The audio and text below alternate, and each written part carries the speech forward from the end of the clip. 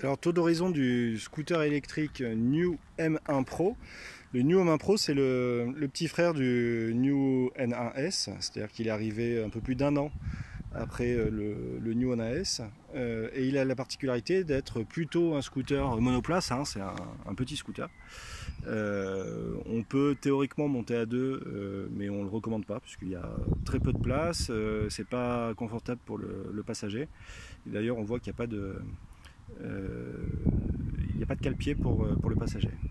Alors, quand on parle de New, eh ben on reconnaît tout de suite les modèles avec un optique caractéristique, hein, le halo blanc de New en guise de feu de position. Donc tout est LED hein, sur ce scooter là, que ce soit feu avant, arrière et clignotant. C'est un scooter électrique avec une batterie amovible. Et la batterie est logée sous la selle. Pour y accéder, c'est simple. Voilà. Donc on a l'espace de mettre une batterie et c'est tout. Hein. Peut-être une paire de gants, mais guère plus. Donc votre casque, eh bien, soit vous mettez un top case, soit vous le gardez à la main.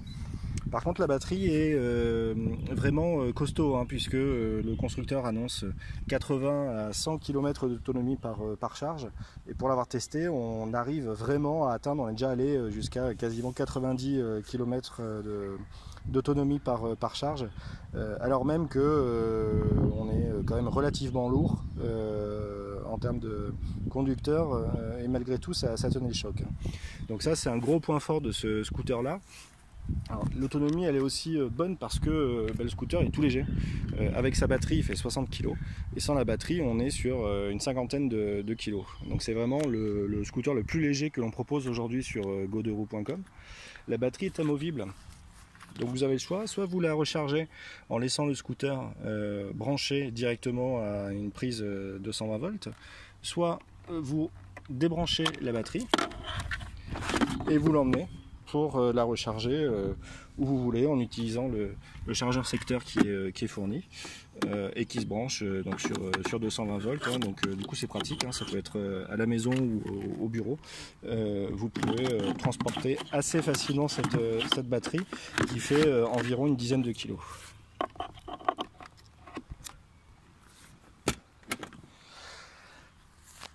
Alors, scooter électrique, donc comme dans quasiment tous les cas de figure avec un moteur intégré à la roue arrière, c'est un moteur Bosch, c'est plutôt synonyme de fiabilité. Sur ce scooter là, qui est annoncé avec une puissance moteur de 1200 watts, on est très surpris et positivement de la puissance qu'on a dès le démarrage. C'est-à-dire qu'on a un scooter qui accélère très franchement et même mieux que certains scooters qui sont annoncés à 2500 watts ou plus, voire 3000 watts. Donc ça c'est très pratique quand on est en ville pour pouvoir sortir rapidement des feux ou quand on a besoin de se dégager rapidement d'une situation. Après bien sûr comme on est sur un équivalent 50 cm3, vous irez à quoi? Vous irez à 50, un peu plus de 50 km/h au compteur, mais guère plus. Alors le compteur justement, donc la particularité des modèles New, c'est de proposer une carte 3G embarquée et un GPS, ce qui fait que le scooter est continuellement mis à jour par le constructeur et vous pouvez l'appairer avec une application sur votre smartphone qui vous permet de suivre déjà l'endroit où vous l'avez garé, l'endroit où il est si malheureusement vous la voyez, et permet de suivre les différents trajets réalisés. Le scooter dispose de série d'une alarme hein, à télécommande, donc qui s'actionne et se désactionne très simplement. Et puis le petit bouton rouge là, c'est pour le repérer, pour le faire clignoter à distance si vous ne savez pas exactement où vous l'avez garé.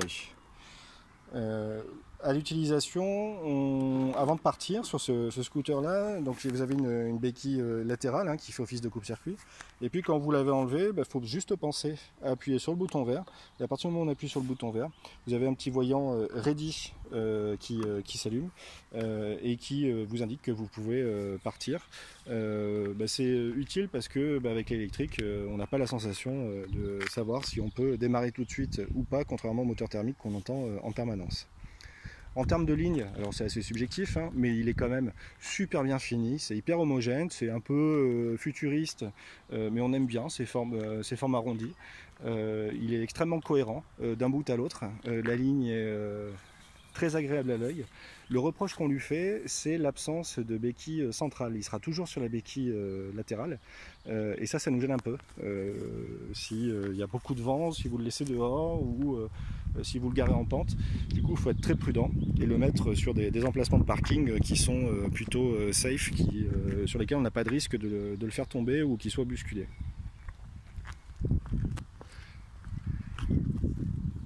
Et le scooter dispose de deux niveaux de puissance. Par défaut, il est en mode 1 et le mode 2, c'est le mode sportif, hein, toute proportion gardée, c'est-à-dire c'est le mode qu'on utilisera classiquement avec, je le disais, une très bonne pêche au démarrage.